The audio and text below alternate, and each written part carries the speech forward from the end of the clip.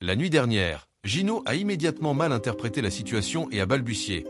Tu sais qu'elle est mineure, n'est-ce pas? Pendant le raid, le petit héritier a été choqué par la nouvelle capacité du capitaine. Il a dit qu'il ne se souvenait pas que ce type avait une armée entière travaillant pour lui la dernière fois, et cela a rendu le travail de tout le monde beaucoup plus facile.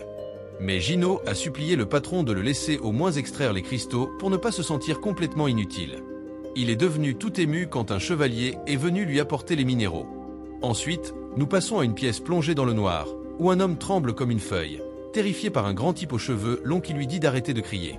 Le grand type lui dit de se calmer parce que ses amis font juste une sieste, mais le pauvre homme est américain, et le grand type parle très mal anglais. Il sort alors un traducteur et explique qu'il est juste un humain qui essaie de rentrer chez lui. Pendant ce temps, les deux hommes se rendent dans un steakhouse pour célébrer, car ils ont enfin terminé les 19 raids prévus dans le contrat. Maintenant, le petit héritier doit juste passer son test pour devenir un maître de guilde certifié. Après cela, Jinwoo mentionne qu'il pourrait disparaître pour éviter certaines personnes. Mais Gino, déjà un peu ivre à cause de l'alcool fort, dit que si Jinwoo le trouve ennuyeux, il n'a qu'à le dire et il arrêtera. Puis, complètement ivre, il dit qu'il considère Jinwoo plus comme de la famille que son propre frère. Les deux partagent un verre pour sceller leur lien fraternel. Le riche héritier, ému, commande 300 steaks supplémentaires pour Jinwoo. Pendant ce temps, ce géant monstrueux est enfermé et interrogé. Il dit qu'il est un chasseur étranger coincé dans une porte pendant 10 ans et qu'il n'a pas pu s'échapper. Comme son anglais est mauvais, ils attendent un traducteur. Les hommes commencent à penser qu'il pourrait en fait être un monstre magique déguisé en humain. Alors ils appellent un chasseur de rang S pour l'interrogatoire. Bien sûr, ils rencontrent Han Dong-su, qui était déjà dans un avion de retour vers les États-Unis. Tout ce qu'ils ont découvert jusqu'à présent, c'est le nom du chasseur, Gilles Juansin. À la maison, Sun Jinwoo dit à sa sœur qu'il sera absent pendant une semaine. Elle le taquine en disant qu'il sort beaucoup ces derniers temps et lui demande s'il a trouvé une petite amie. Elle ignore que la chose la plus proche de cela, c'est qu'il se rapproche de sa meilleure amie. Enfin, notre héros retourne au château démoniaque. La dernière fois qu'il a combattu Cerbère, il était niveau 20, mais maintenant, il est 3 fois plus fort. Il pensait que ce serait plus facile cette fois. Il insère la clé et entre dans le château. Il reçoit immédiatement une mission, collecter des âmes de démons, et elle ne se terminera pas avant qu'il en ait rassemblé 10 000. Mais peu importe, même si c'était 100 000, il ne partirait pas sans les objets nécessaires pour l'élixir de vie. Pendant ce temps, dans le manoir de Gino, il essaie de convaincre son père de le laisser prendre la tête de la guilde, même si c'est censé revenir à son frère. Le vieil homme commence à parler des 3 incidents fous auxquels Jinwoo a survécu, sans mentionner le raid de la Porte Rouge dont Gino ignorait tout. Il dit que Gino n'a réussi le test de maître de guilde que grâce à Jinwoo et lui demande s'il pense toujours mériter de diriger la guilde. Gino a des excuses prêtes, mais il n'en a pas besoin, car son père accepte à une condition. Puisque la guilde du Tigre Blanc est désireuse de recruter Jinwoo après la Porte Rouge, son père demande si Gino peut le faire venir. Gino jure qu'il y parviendra. De retour dans le château démoniaque, Jinwoo a déjà éliminé un tas de démons, mais découvre qu'il ne peut pas extraire leurs ombres parce qu'elles sont corrompues. Après avoir terminé la première mission, il obtient un laissez-passer pour le 2e étage. Fatigué de marcher, il invoque le chef des ours de glace comme monture, mais avant que Jinwoo ne puisse donner des ordres, l'ours charge dans les démons, les piétinant tous. Jinwoo le nomme Tank. À la guilde du Tigre Blanc, ils ont un espace assez chic. Cha se souvient avoir demandé à Baek pourquoi il gardait secrètes les informations sur les fourmis volantes. Baek explique que c'est un ordre de l'association pour éviter de paniquer le public. Dans le château, Jinwoo s'inquiète que ce soit un donjon de rang S, mais les démons semblent plus de rang B. Il note que les démons augmentent en nombre et en force à chaque étage, ce qui l'aide à monter en niveau plus vite. Il commence à imaginer à quel point il sera fort au dernier étage et sait qu'il doit collecter ses 10 000 âmes avant de manquer de nourriture. Puis il tombe sur une armée de chevaliers or qui aurait bien besoin d'un régime.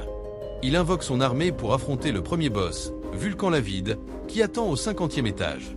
Le manager Park se rend chez Jinwoo pour lui proposer un emploi, mais Jinwoo n'est pas intéressé par un travail de 9 à 5 et a déjà quitté la ville. Le manager consulte le dossier de Jinwoo et voit qu'il a disparu en ville. Personne ne sait où il est allé. À ce moment-là, Jinwoo explique des stratégies à ses soldats. Il leur dit de s'occuper des sbires pendant qu'ils se concentrent sur le boss.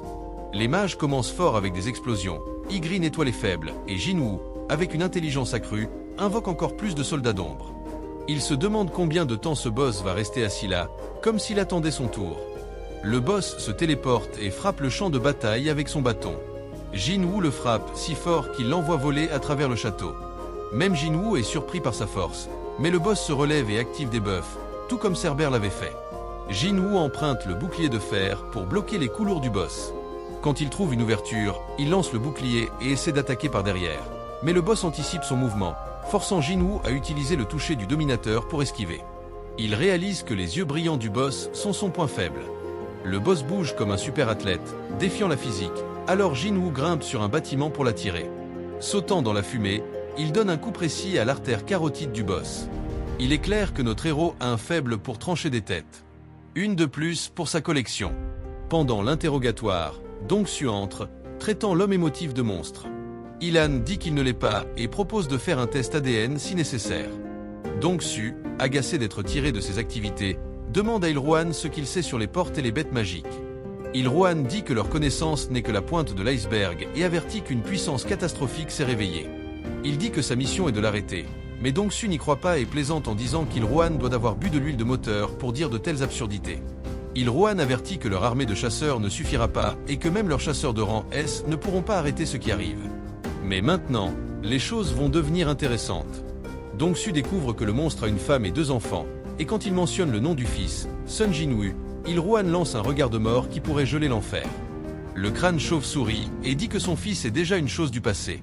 Il ajoute que si Il-Rohan veut dire quelque chose, il devra attendre qu'ils se rencontrent en enfer. C'en était trop, le père avait fini de jouer. De retour dans le château démoniaque, Jinwoo et son équipe détruisent tout. Il demande si ce boss à cornes est impressionné par la force de ses soldats, et une fois de plus, Jinwoo tranche la tête du boss, montant de niveau après avoir vaincu le boss des âmes. Dehors, c'est le chaos total. Les pompiers ont été appelés, et la scène ressemble aux conséquences d'une catastrophe. Personne ne s'attendait à ce qu'une bataille de chasseurs de rang S se termine comme ça, avec le tout-puissant Han Dong-Su complètement humilié en un clin d'œil. Touche pas au gamin, hein, génie? Jinwoo, à court de nourriture, décide qu'il est temps de rentrer.